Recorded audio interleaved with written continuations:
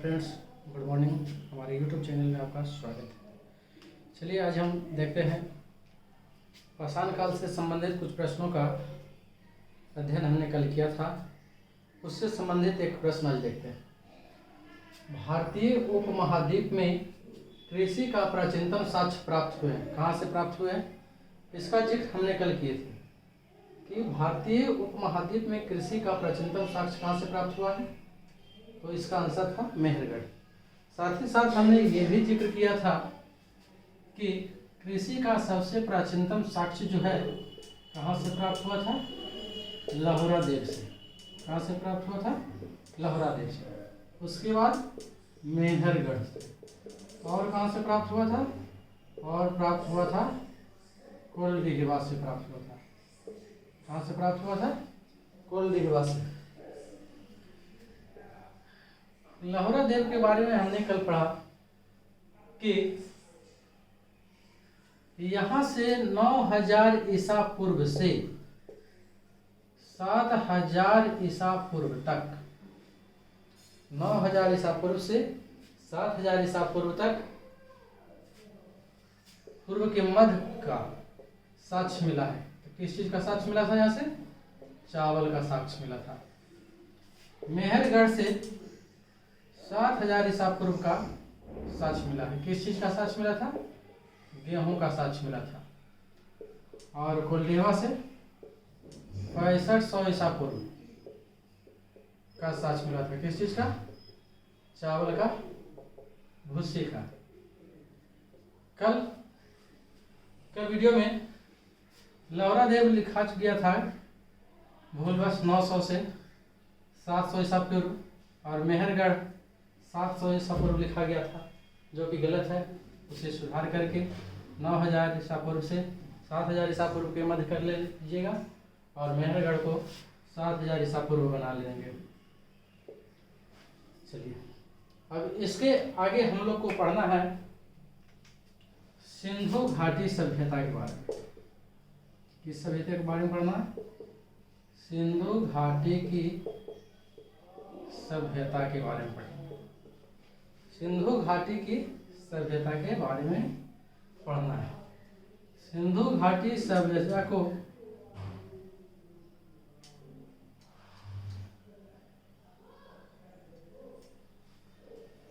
सिंधु घाटी की सभ्यता के बारे में पढ़ना है हमें। चलिए हम थोड़ा सा एक बार रिवीजन कर लेते हैं। पिछले चैप्टर में हमने क्या पढ़ा था? पाषाण काल के बारे में पढ़ा, प्रागैतिहासिक काल के बारे में पढ़ा, पाषाण काल के बारे में पढ़ा, प्रागैतिहासिक काल के बारे में पढ़ा। यानी कि वैसा इतिहास जिसके बारे में आज तक ना तो कोई लिखित साक्ष्य मिला हो और ना ही इसका कोई प्रमाण मिला हो, तो इसे हम लोग कहते थे प्रागैतिहासिक काल कहते थे, पाषाण काल कहते थे। पाषाण काल को 3 भागों में बांटा गया था। पूरा पाषाण काल, मध्य पाषाण काल, और तीसरा क्या था? नव पाषाण काल। हमने देखा कि पूरा पाषाण काल के लोगों को न ही पशुपालन का ज्ञान था, और न ही कृषि का ज्ञान था, मध्य पाषाण काल के लोगों को पशुपालन का ज्ञान हो गया। लोग पशुपालन करना सीख गए, और नव पाषाण काल के लोग को पशुपालन के साथ साथ कृषि करना भी सीख गए, और इसी समय से लोग क्या करने लगे? अस्थायी जीवन व्यतीत करने लगे। चलिए आज हम लोगों को पढ़ना है, किस चीज के बारे में पढ़ना है? आज हम लोग को पढ़ना है सिंधु घाटी की सभ्यता के बारे में पढ़ना है। किस सभ्यता के बारे में पढ़ना है? सिंधु घाटी सभ्यता के बारे में पढ़ना है। सिंधु घाटी की सभ्यता के बारे में पढ़ना है। किसके बारे में पढ़ना है? सिंधु घाटी सभ्यता। सिंधु घाटी सभ्यता। सिंधु घाटी सभ्यता को आदि ऐतिहासिक काल के अंतर्गत रखा जाता है। आदि ऐतिहासिक काल के अंतर्गत रखा जाता है। हमने प्राचीन इतिहास में 3 कालों के बारे में पढ़ा था। एक तो था प्रागैतिहासिक काल, प्रागैतिहासिक काल। दूसरा था आदि ऐतिहासिक काल, आदि ऐतिहासिक काल। और तीसरा था क्या? ऐतिहासिक काल। तीसरा क्या पढ़ना था? ऐतिहासिक काल। प्रागैतिहासिक काल के अंतर्गत हमने पाषाण काल का अध्ययन किया। आदि ऐतिहासिक में हम लोग सिंधु घाटी की सभ्यता, सिंधु घाटी की सभ्यता और वैदिक सभ्यता के बारे में पढ़ेंगे। और ऐतिहासिक काल को फिर से हम लोग 3 भाग में बांटेंगे। जब हम भारतीय इतिहास पढ़ेंगे तो उस समय ऐतिहासिक काल को कितने भागों में बांटेंगे? 3 भागों में। कौन कौन? तो प्राचीन भारत का इतिहास, मध्यकालीन भारत का इतिहास और आधुनिक कालीन भारत का इतिहास या आधुनिक काल का इतिहास। कौन कौन पढ़ेंगे? प्राचीन इतिहास, फिर मध्यकालीन इतिहास, मध्यकालीन इतिहास और आधुनिक इतिहास। इसकी शुरुआत 6वीं सदी से, 6वीं सदी, शताब्दी ईसा पूर्व से। चलिए तो हम लोग अब एक नज़र डालते हैं सिंधु घाटी की सभ्यता पर। किस चीज पर? सिंधु घाटी की सभ्यता। सिंधु घाटी की सभ्यता।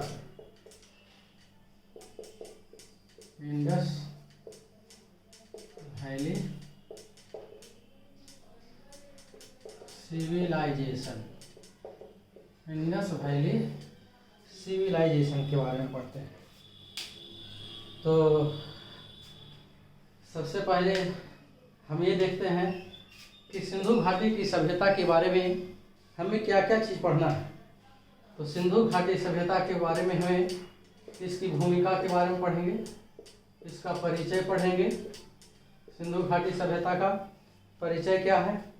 सिंधु घाटी सभ्यता का कालक्रम क्या है? सिंधु घाटी सभ्यता का विस्तार कहाँ से कहाँ तक है?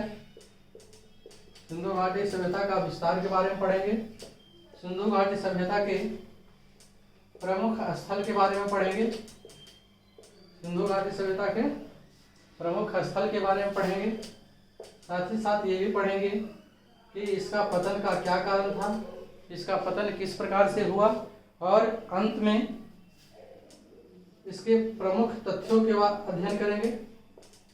इसके प्रमुख तथ्यों का अध्ययन करेंगे और अंत में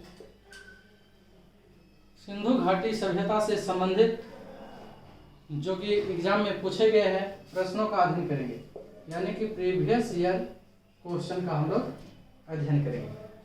तो चलिए आज हम लोग पहले सिंधु घाटी का परिचय देखते हैं कि क्या है सिंधु घाटी सभ्यता का परिचय।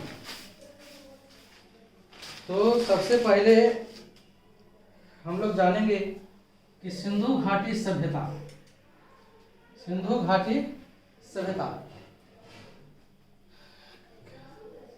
की अवस्थिति क्या है।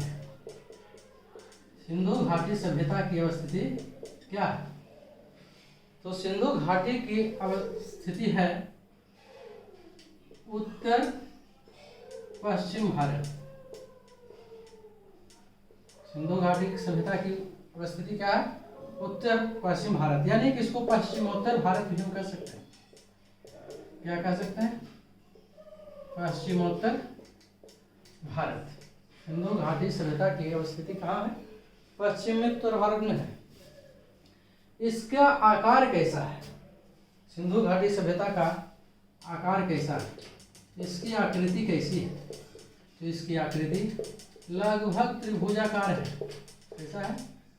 त्रिभुजाकार, लगभग त्रिभुजाकार।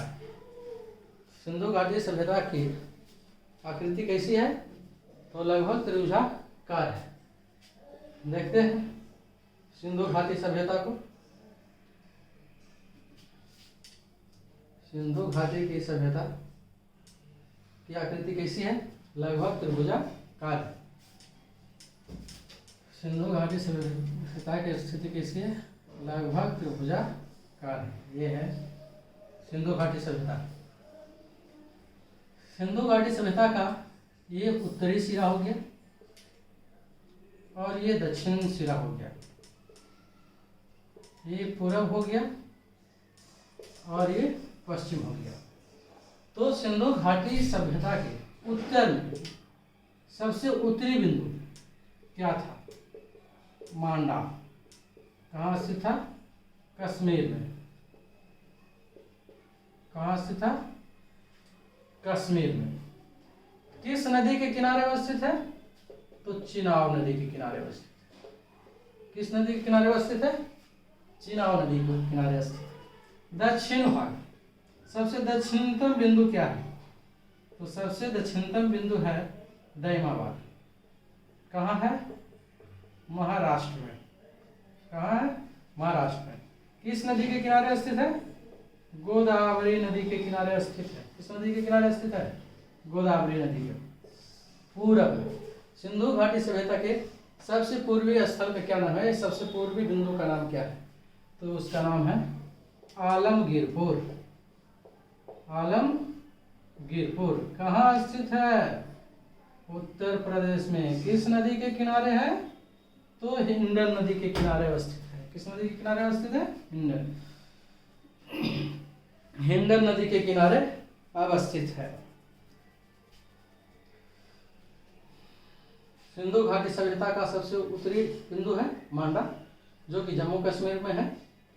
चिनाब नदी के किनारे अवस्थित है। दक्षिणी स्थल दैमाबाद महाराष्ट्र में स्थित है, जो कि गोदावरी नदी के किनारे अवस्थित है। पूर्वी स्थल आलमगीरपुर उत्तर प्रदेश हिंडन नदी के किनारे अवस्थित है। अब बच गया पश्चिम स्थल। तो पश्चिमी स्थल था सूत का गेंडोर। क्या था? सूत का गेंडोर। कहाँ स्थित है? बलूचिस्तान में है। कहाँ स्थित है? बलूचिस्तान में स्थित है। किस नदी के किनारे स्थित है? तो दास नदी के किनारे स्थित है। किस नदी के किनारे स्थित है? दास नदी के किनारे स्थित। अब एक बार फिर से देखते हैं सिंधु घाटी की सभ्यता। क्या पढ़ रहे हैं हम लोग? सिंधु घाटी की सभ्यता के बारे में पढ़ रहे हैं। किस चीज के बारे में पढ़ रहे हैं? सिंधु घाटी की सभ्यता, यानी कि इंडस वैली सिविलाइजेशन के बारे में। सिविलाइजेशन के बारे में पढ़ेंगे। तो हमने देखा कि सिंधु घाटी सभ्यता जो है कहाँ स्थित है? तो भारत की उत्तर पश्चिम यानी पश्चिमोत्तर भारत में अवस्थित है। इसका आकार कैसा है? इसका आकार जो है लगभग त्रिभुजाकार है। इसका आकार कितना है? लगभग त्रिभुजाकार है और इसका क्षेत्रफल लगभग 20 लाख वर्ग किलोमीटर। लगभग 20 लाख वर्ग किलोमीटर। इसका क्षेत्रफल कितना है? लगभग 20 लाख वर्ग किलोमीटर है। चलिए, और हमने देखा कि सिंधु घाटी की सभ्यता का सबसे उत्तरी स्थल क्या है? मांडा है, जो कि जम्मू कश्मीर में है। कहाँ स्थित है? चिनाब। दक्षिणी स्थल क्या है? दैमाबाद है, महाराष्ट्र के गोदावरी में। पूर्वी स्थल क्या है? आलमगीरपुर है, उत्तर प्रदेश में हिंडन नदी के किनारे। और पश्चिमी स्थल सूत का गेंडोर है, बलूचिस्तान में दास नदी के किनारे अवस्थित है। कहाँ स्थित है? द्रास नदी के किनारे स्थित है। इसके बाद हम लोग देखते हैं इसकी जलीय सीमा। सिंधु घाटी सभ्यता की जलीय सीमा की लंबाई कितनी थी? जलीय सीमा की लंबाई, जलीय सीमा की लंबाई कितना है? तो लगभग 1300 किलोमीटर। जलीय सीमा की लंबाई कितना है? लगभग 1300 किलोमीटर है। जलीय सीमा की लंबाई कितना है? लगभग 1300 किलोमीटर। सिंधु घाटी सभ्यता के उत्तर से दक्षिण की लंबाई, उत्तर से दक्षिण की लंबाई कितनी है और पूरब से पश्चिम की लंबाई कितनी है? उत्तर से दक्षिण की लंबाई कितनी है और पूरब से पश्चिम की लंबाई कितनी है? तो उत्तर से दक्षिण की अधिकतम लंबाई, उत्तर से दक्षिण की अधिकतम लंबाई हो गया लगभग 1400 किलोमीटर और पूरब से पश्चिम की लंबाई लगभग कितना है? 1600 किलोमीटर। पूरब से पश्चिम की लंबाई कितना है? 1600 किलोमीटर है। पूरब से पश्चिम की लंबाई कितना है? 1600 किलोमीटर है। चलिए एक बार फिर से देख लेते हैं। सिंधु घाटी सभ्यता के सबसे उत्तरी बिंदु का नाम क्या था? सबसे उत्तरी स्थल का नाम क्या था? मांडा। सबसे उत्तरी स्थल का नाम क्या था? मांडा। सिंधु घाटी सभ्यता के सबसे दक्षिणी स्थल का नाम क्या है? तो दायमाबाद है। क्या है? दायमाबाद है। क्या है? दायमाबाद। पूर्वी स्थल का नाम क्या था? पूर्वी स्थल का नाम आलमगीरपुर। पूर्वी स्थल का नाम आलमगीरपुर। पश्चिमी स्थल का नाम सुतका गेंडोर। पश्चिमी स्थल का नाम क्या है? सुतका गेंडोर। कितना क्लियर? अब आगे सिंधु घाटी सभ्यता की जलीय सीमा की लंबाई कितना है? 1300 किलोमीटर। सिंधु घाटी सभ्यता की जलीय सीमा की लंबाई कितना है? 1300 किलोमीटर। सिंधु घाटी सभ्यता के उत्तर से दक्षिण की लंबाई 1400 किलोमीटर। उत्तर से दक्षिण की लंबाई कितना? 1400 किलोमीटर और पूर्व से पश्चिम की लंबाई 1600 किलोमीटर। पूर्व से पश्चिम की लंबाई 1600 किलोमीटर। अगला आगे देखते हैं। अगर पूछा जाए कि सिंधु घाटी सभ्यता के सबसे उत्तरी नदी कौन सा है? सबसे उत्तरी नदी कौन सा है? चिनाब नदी है। कौन सा है? चिनाब नदी। अगर पूछा जाए कि सिंधु घाटी सभ्यता के सबसे दक्षिणी नदी गोदावरी, सबसे दक्षिणी नदी गोदावरी। सबसे पूर्वी नदी कौन सा था? तो हिंडन नदी था। कौन सा था? हिंडन नदी। और सबसे पश्चिमी नदी कौन सा था? तो दस्क नदी है। पश्चिमी नदी कौन सा है? दस्क नदी। पश्चिमी नदी कौन सा है? दस्क नदी। चलिए इसको एक बार और फिर से क्लियर कर लेते हैं।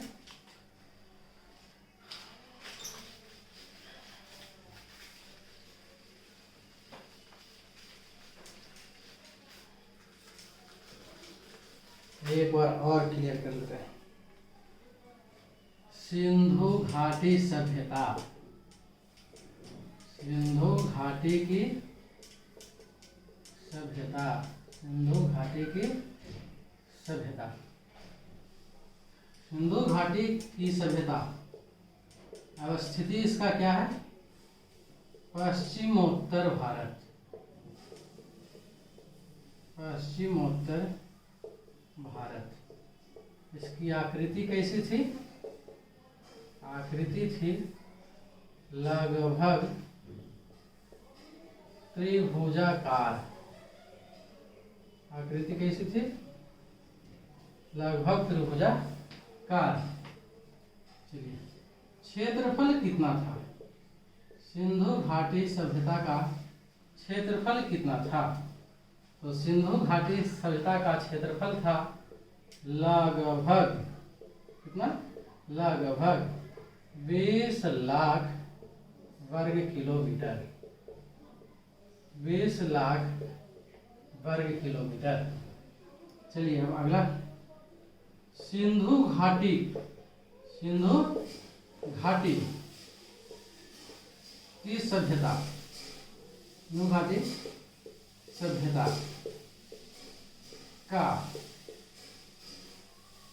सबसे उत्तरी स्थल, सबसे उत्तरी स्थल, सबसे उत्तरी स्थल क्या है? मांडा। कौन सा स्थल है? मांडा। कहाँ है? कश्मीर में। कहाँ था? कश्मीर में। मांडा कश्मीर में। किस नदी के किनारे है? तो चिनाब नदी के किनारे है। किस नदी के किनारे अवस्थित है? चिनाब नदी के किनारे। चलिए अगला, सिंधु घाटी सभ्यता का सबसे दक्षिणी स्थल कौन सा स्थल? सबसे दक्षिणी स्थल कौन सा है? सबसे दक्षिणी स्थल दैमाबाद। सबसे दक्षिणी स्थल क्या है? दैमाबाद। कहाँ अवस्थित है? महाराष्ट्र में। दक्षिणी स्थल महाराष्ट्र में। दक्षिणी स्थल महाराष्ट्र में। किस नदी के किनारे अवस्थित है? गोदावरी। किस नदी के किनारे अवस्थित है? गोदावरी। अगला, सिंधु घाटी सभ्यता का सबसे पूर्वी स्थल। सबसे पूर्वी स्थल। पूर्वी स्थल क्या है? आलमगीरपुर। कौन सा स्थल है? आलमगीरपुर। कहाँ अवस्थित है? उत्तर प्रदेश में। कहाँ अवस्थित है? उत्तर प्रदेश में। उसके बाद आलमगीरपुर किस नदी के किनारे स्थित है? हिंडन नदी के किनारे। किस नदी के किनारे अवस्थित है? हिंडन नदी के किनारे। उसी प्रकार सिंधु घाटी सभ्यता का सबसे पश्चिमी स्थल कौन सा स्थल? पश्चिमी स्थल। कौन स्थल? पश्चिमी स्थल क्या था? सूतका गेंडोर। कौन सा स्थल था? सूतका गेंडोर। कहाँ स्थित है? पाकिस्तान के बलूचिस्तान में। कहाँ स्थित है? बलूचिस्तान में। किस नदी के किनारे अवस्थित है? तो दास्क नदी के किनारे स्थित है। किस नदी के किनारे स्थित है? दास्क नदी के किनारे। चलिए, सिंधु घाटी सभ्यता की जलीय सीमा की लंबाई। जलीय सीमा की लंबाई। जलीय सीमा की लंबाई कितना है? लगभग 1300 किलोमीटर। कितना है? 1300 किलोमीटर। सिंधु घाटी सभ्यता की उत्तर से दक्षिण की लंबाई। उत्तर से दक्षिण की लंबाई। उत्तर से दक्षिण की लंबाई। उत्तर से दक्षिण की लंबाई कितना था? 1400 किलोमीटर है। कितना है? 1400 किलोमीटर। सिंधु घाटी सभ्यता के पूरब से पश्चिम की लंबाई। पूरब से पश्चिम की लंबाई। पूरब से पश्चिम की लंबाई। पूरब से पश्चिम की लंबाई कितना है? तो आप लोग बता सकते हैं 1600 किलोमीटर। कितना है? 1600 किलोमीटर। और एक सबसे इंपॉर्टेंट क्वेश्चन, सिंधु घाटी सभ्यता का कालक्रम। हम लोग अगले वीडियो में पढ़ेंगे सिंधु घाटी सभ्यता के कालक्रम। क्या पढ़ेंगे? कालक्रम। हम देखेंगे कि सिंधु घाटी सभ्यता का कालक्रम कब से कब तक का है। इसे हम लोग जानते हैं कि सिंधु घाटी सभ्यता का काल जो है 2350 ईसा पूर्व से 2350 ईसा पूर्व से 1750 ईसा पूर्व तक माना जाता है। सिंधु घाटी की सभ्यता का काल कब से कब तक माना जाता है? 2350 ईसा पूर्व से 1750 ईसा पूर्व तक माना जाता है। इसका विस्तार से चर्चा हम लोग अगले वीडियो में करेंगे ना।